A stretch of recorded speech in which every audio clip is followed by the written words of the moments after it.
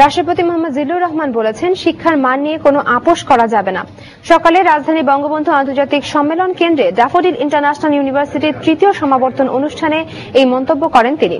প্রতিটি শিক্ষা প্রতিষ্ঠানে শিক্ষার মান ও পরিবেশ সুষ্ঠু রাখার আহ্বান জানিয়েছেন তিনি। রাষ্ট্রপতি বলেন, শিক্ষা যেন কোনোভাবেই সার্টিফিকেট সর্বস্ব না হয়। তিনি আরো বলেন, এদেশের শিল্প সাহিত্য ঐতিহ্য সম্পর্কে সচেতন ও যথেষ্ট জ্ঞান থাকতে হবে শিক্ষার্থীদের। অসাম্প্রদায়িকতা ও মুক্তিযুদ্ধের চেতনায় সব শিক্ষার্থীদের গড়ে তোলার আহ্বান জানিয়েছেন তিনি।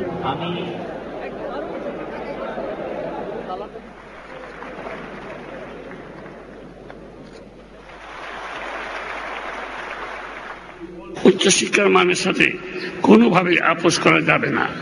শিক্ষা যাতে সার্টিফিকেট সর্বস্ব না হয় নিশ্চিত করতে হবে। শিক্ষাকে করতে হবে জীবনমুখী।